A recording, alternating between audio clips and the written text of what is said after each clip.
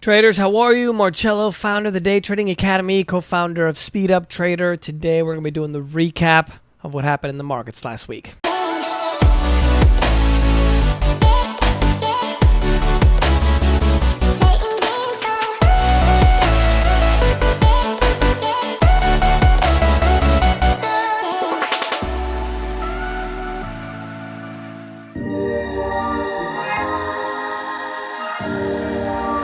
Don't forget, leave your like there on YouTube. It helps a lot with the algorithm. I always do these videos here for free so you guys can learn. Been 20 years now almost with the financial market, so definitely leave your like on YouTube. Don't forget to subscribe. And if you guys have any questions, I'm going to start doing those videos for all the questions that you guys have. Again, hashtag Ask Marcello. I'll be happy to go ahead and pull those for you. Overall for the week, Monday started off mixed. We had a decline in the bank shares, which put the market under pressure. Tuesday, the market was higher. The S&P 500 and the NASDAQ both hit record highs.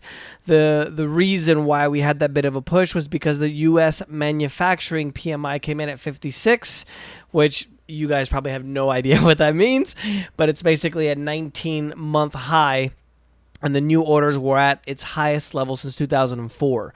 And what I always try to do, especially with a lot of these kind of, I think most of you, especially the people that I've heard of, you're very new at economics and finance and numbers and things like that. So I try to always make sure that I explain it to you in a way so you guys understand what they mean rather than just, regurgitating these numbers that you might not know what they mean. Wednesday, the S&P 500 and the NASDAQ also hit a record high. They announced that a COVID-19 vaccine will be ready for distribution in November. Thursday, big crash. Deepest one-day market plunge in months. It was the worst session since June. Investors were taking profits most of all in the tech markets, the high tech, Tesla, Apple, those kind of markets, Amazon, Facebook, Google. And the economic data also brought up a bit of concerns or questions about what the economic recovery is going to be like. Friday was a continuation of the crash that we had on Thursday. The NASDAQ had its worst two-day fall since mid-March, and investors are starting to move away from some of the tech stocks due to the concerns about the economic recovery. Overall, for the week, U.S. stocks are lower. The Dow went down 1.85%. For the year, it's still down 1.42%.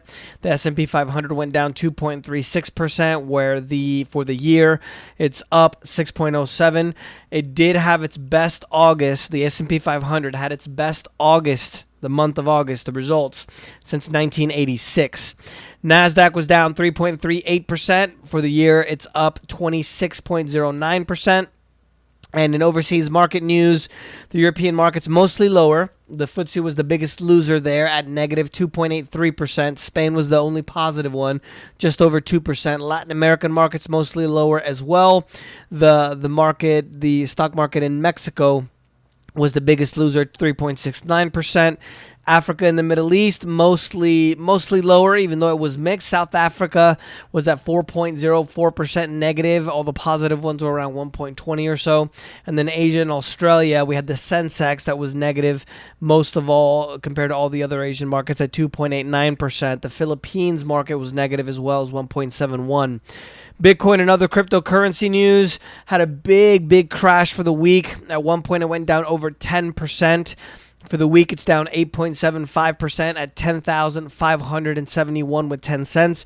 And this is one of the things about Bitcoin that I think it's important to talk about. I love the vision of Bitcoin, the idea of decentralized money and the government's not controlling it. I, as a person that opposed big government because they just mess everything up, right? I love that idea. But I don't believe, I'm also a realist, right? The government controls the system, let's say, or the powers that be, whatever you want to call them. They control it through the financial system. So I don't think they're just going to let go of power and give it to something else and just allow it to flourish.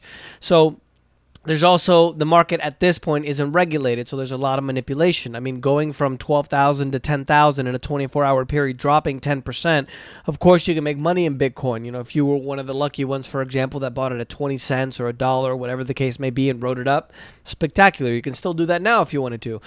But one of the things that you might not have heard, for example, the third largest exchange, crypto exchange in South Korea, was taken over by the government and frozen due to the fact that 99% of the volume was fake.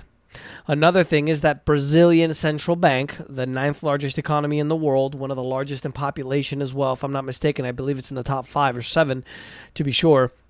The central bank in Brazil also stated that by 2021, they're going to be ready to have their own digital currency. So you see, this is what I've talked about all this time.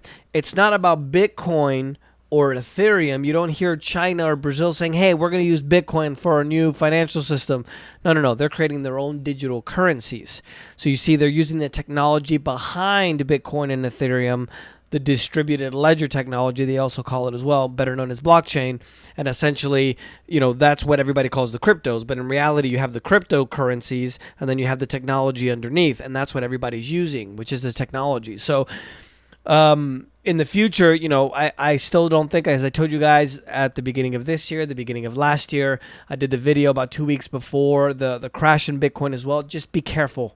There's no regulation. Exchanges are just disappearing. A stock exchange in the U.S., a futures exchange in the U.S. is not just going to disappear because of fraud.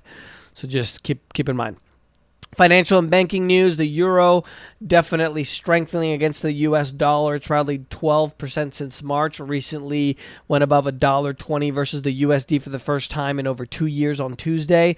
Obviously, this has to do with the Fed, the monetary policy, and the stimulus that the U.S. providing.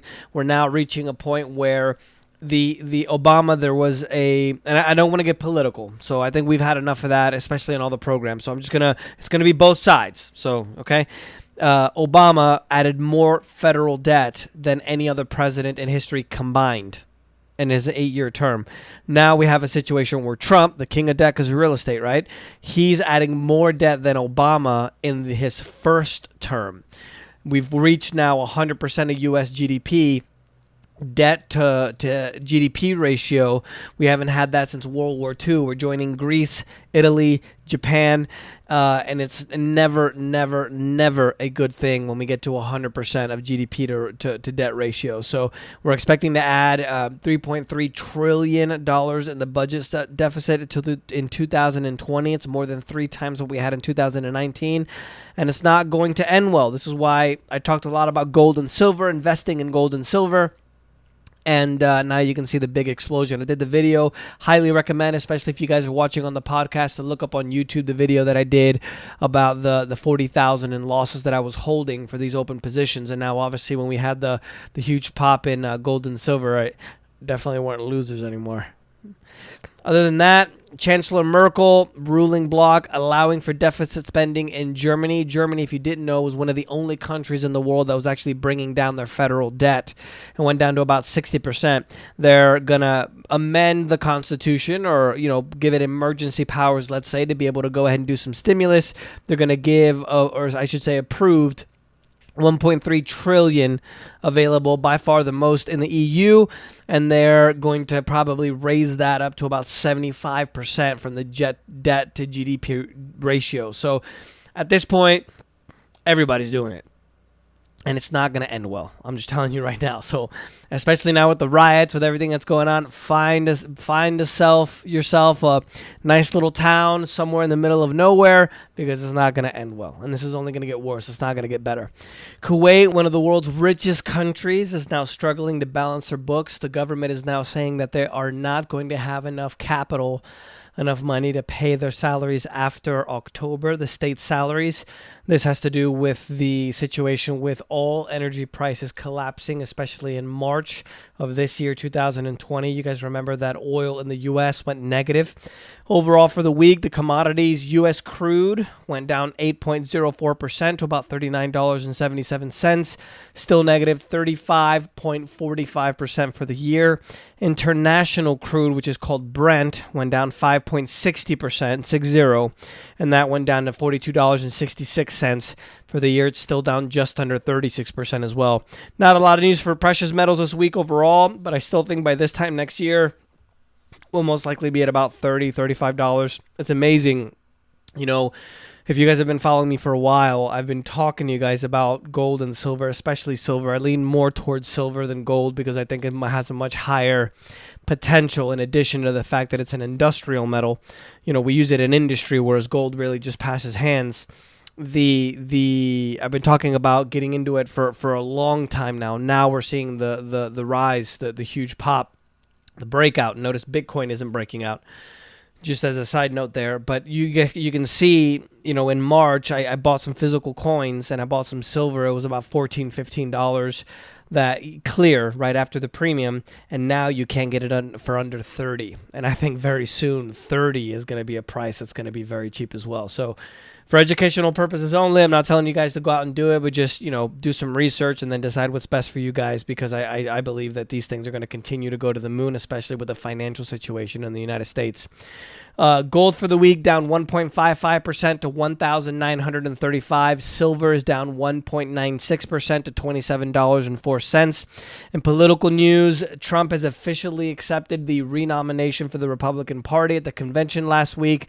Now, the gap that was in the polls has largely been closed. Odds are rising now that Trump is going to be reelected in November based on the polls. The support among black voters has gone up from 9% to 24%. And the support among Hispanics went up another 30%.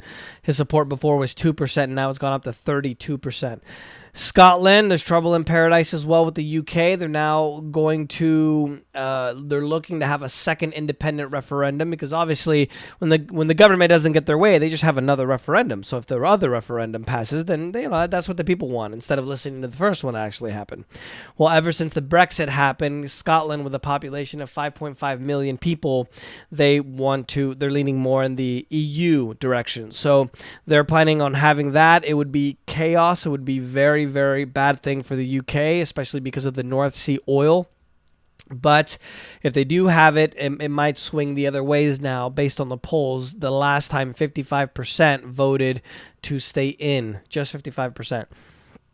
Let's see here. In economic news, India, fifth largest economy in the world, contracted by 23.9% versus same period in 2019. Fastest decline on record in quarter two, obviously due to the self-imposed coronavirus pandemic that crashed consumer spending and investment. The investment plunged by 47% in 2019, while the household consumption collapsed by 27%. On the coronavirus note, if you guys remember, I said while this was going on, if you guys remember the videos, right, and I'm going to eat it, that I didn't think it was that big of a deal. Right? It wasn't that serious of a virus. And I think that we would already be, let's say, outside of this virus, we would already kind of be recovering, because it did seem at one point that we were going to have a situation where it was an actual pandemic. But now the CDC, the Centers for Disease Control in the United States, said that only 6% of the patients, or 9,200 people, actually died of the COVID. The other people that died, which was the 94%, 153,000. So 153,000 have died. 9,200, or 6%, died of the COVID. The other people that died, or the 94% of the 153,000, died with COVID, but not because of COVID. And most of the people that died basically were elderly and had a lot of what they call comorbidities, so a lot of other serious health issues. So we're still wearing masks, which, I'm not going to tell you not to wear a mask. We should be respectful for other people. But the data is out there now that basically shows that it may be highly contagious, but it's not highly deadly like they wanted us to believe before, or what we thought before, right? I have my own thoughts, but now the data is actually out. And obviously now I think it's a situation where I thought it would be done by June or July. Now I think it's been politicized, especially around the world as well, due to the U.S. presidential election. And what side you're on, just, keep in mind that it's not as deadly as it once we thought it was. Well, and it's funny because, we might not even need a vaccine, because it doesn't kill. In kids, the cases are almost zero. It's very rare for a child or somebody who's healthy to be able to die from the COVID, for example. Australia becomes the latest country to officially enter a recession for the first time since 1991. Worst performance on record since the records began in 1959. Although 7% GDP decline is far better than the coronavirus pandemic, it was self-induced because of the shutdown. They actually are starting to have protests now in Melbourne due to the archaic lockdowns of people. And don't get me wrong, here in the States, we have it pretty good. Don't get me wrong. They're shutting down salons and gyms and things like that. In Colombia, for example, they only let you out 1 day a week. In Melbourne, Australia, they don't want to let you out at all. So in the U.S., even though we don't like it, we like our freedoms. Keep in mind, I'm just letting you know because I travel quite a bit and I have a lot of friends around the world. It's not that bad in the U.S. in terms of the lockdown. U.S. August report indicated that 1.371 million jobs were added last month, which is just a bit more than what was expected. Unemployment, which is a big figure, actually went down to under 8.4%. There's a lot of analysts that are saying that as long as Trump can keep the unemployment below 10%, it's actually going to be good for him in the election. The labor participation rate as well went down to 61.4% from 61.7%. Excuse me, backwards. So in August, it went up to 61.7%. And we have officially recovered half of the jobs that we lost during the pandemic lockdown. In corporate news, Apple shares after the 4-for-1 stock split, they have surged quite a bit, $129, went up 3%. Since Wednesday, though, after we had the crash that went down 12%, remember that Apple is the most valuable publicly traded company in the world, worth $2.13 trillion. It's the fifth time that they did a stock split since 1980 when they first went public. Tesla rallies over 12% on Monday to $498 a share. Now that they have decided to do a stock split as well. They did one before that was a 5-to-1, and they are down as well, 16% from the peak. In trade news, there's worsening more trade tensions between the U.S. and China due to the fact that obviously they keep fighting about one thing or another, right? If it's not one thing, it's another. But they did studies that stated that if the U.S. actually completely decoupled from China in terms of trade, it would actually be far more harmful to China than it is to the U.S. It would fall about 3.5%, the GDP of China in 2030. And if all of the allies of the U.S. decoupled from China as well, the GDP would fall an additional 1.6%. This is important because there's a lot of countries and also companies now that are looking to diversify their supply chains and their manufacturing outside of China. And keep in mind that if the Chinese economy, there's been a deal that was made. It's not kind of out in the open, but essentially the people of China agreed to allow the Communist Party to control the country as long as they had economic growth and they had better situation. Well, what's going to happen when they don't? And that's kind of the situation. And it's in a way what's happening with Trump, where he sees what's happening with China, their rise and things like that, whether you agree with it or not. But essentially, he doesn't want them to keep stealing the intellectual property and all those kinds of things as well. It's just a hint or a number that we can see that even though it would harm us as well, it actually would harm them more than us. Truckers and transportation companies bring food and medicine into the UK, and they indicated that the UK is not prepared to end a free trade agreement with the EU under Brexit. They said that it caused severe disruptions and yet another blow for the suffering British economy. In technology, Samsung officially announced their 5G-compatible Galaxy Z Fold 2. It's going to have a 7.6-inch OLED display, unfolded 6.2 when it's folded, when it's not folded. And within the Galaxy Z Fold 2, they're going to use a Qualcomm Snapdragon 865, 12 gigabytes of RAM, 256 gigabytes of UFC 3.1 storage, and it's going to be on sale on September 18th in 40 countries. The price is going to be a cool, very affordable $1,999. And it's going to be about $10 higher than what it cost last year. Roche is a company that develops medical equipment, and they're planning to launch a coronavirus rapid antigen test later this month in the markets. Essentially, it's going to be a test where you don't have to, go into your brain and swab and then send it over and wait for the results. This is actually going to give you a result within 15 minutes, which would allow us to let all the non-believers of the CDC data that it's only 6% of people that died of the COVID to kind of allow all of us to get through to our lives. Investment news, billionaire Warren Buffett, through his investment company and conglomerate, I should say, Berkshire Hathaway, purchased stakes in Japan's 5 leading trading companies dealing in a wide of industries, including energy, technology, and also manufacturing. The stakes are worth about 5% of each of the companies, and the combined amount is $6.7 billion. There's a legal challenge for McDonald's. 52 former black franchises are suing the McDonald's company because they're saying that they did not offer the black franchises the same growth opportunities as the white franchises. This is after they changed the core values of the company to greater focus on diversity. And in U.S., Trump administration is placing a national moratorium on evictions, residential evictions, through the end of 2020. The new ban covers tenants certify that they have lost substantial income, and then they expect to make no more than $99,000 in 2020 through the stimulus check. Now, there's a caveat. Even though you're allowed to give them an exception and not allowed to evict them, they still will have to come up with the money for the rent that they owed at the end. So you can't just walk away from it without a question. You have to come up with the money to pay the rent to the landlord. You're just not going to be allowed to be evicted. In international events, Russia on Friday said that it wants further dialogue with Germany over the opposed politician Alexei Navalny poisoning. Germany has confirmed, a hospital there in Germany, that he was actually poisoned. It was a Soviet-style Novichok nerve agent, and he wants the perpetrators held to account.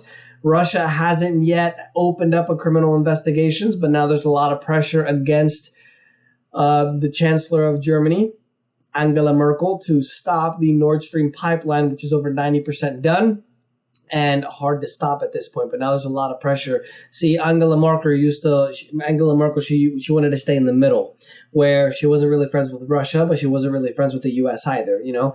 And now this is going to force her hand, and she has to get on Trump's side because Trump was warning her not to complete the Nord Stream pipeline.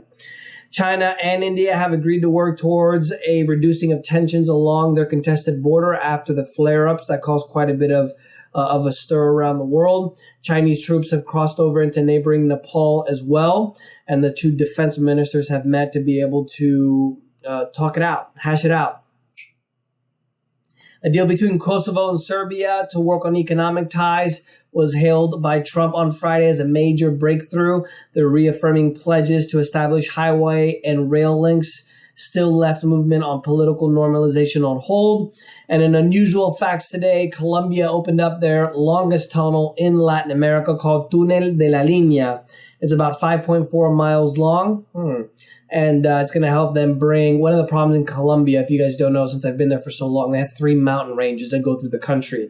And the majority of the people live inside of the mountains because of all the fertile land, right? Bogota, the capital, sits in a valley up high in the mountains. Medellin, the second largest city, same thing as well, even though it's a smaller valley. So it costs more money to ship something from the coast in Colombia to a city rather than from a port in the coast of Colombia to China, for example. So this is going to open up quite a bit of efficiency and also transport of good and people from one of the main ports, which is called Buenaventura on the Pacific coast, to bring all of the goods in, which is actually great news because they need a lot of infrastructure. When the bones of an early armored dinosaur, Scelidosaurus, was unearthed in 1858 in Dorset, England, it's the first complete dinosaur bones that they were able to find. They never investigated significantly the actual bones. They did find now that the bones are 193 million years old, and it's a very early member of the evolutionary lineage. British Batman Robert Pattinson of the Twilight fame tested positive for COVID-19. So Batman had to stop filming because he got a virus from a bat. Pretty interesting. Other than that, it's the movie has had a lot of problems getting filmed, and now it's stopped again due to the coronavirus. So hopefully he gets better and everybody on set isn't infected as well. And those are the news for this week, guys. I have there at the end the information about the CDC. So don't freak out. It's it is infectious, but it's not deadly. If you're elderly or you have other diseases, or you're obese, or you have other things that are a problem with your health, then you might want to take care of yourself. Probably not even leave your home unless it's necessary. But other than that, it's not going to kill us. It'll probably be just like the flu every year. If you guys don't know, the flu kills 80, 90,000 people a year. Car accidents have killed more people than COVID, and we're not going to stop driving cars. So that's the news for this week, guys. Let me know if you have any questions. Don't forget to subscribe. Leave your like there on YouTube. It helps a lot with the algorithm. We'll see you next week.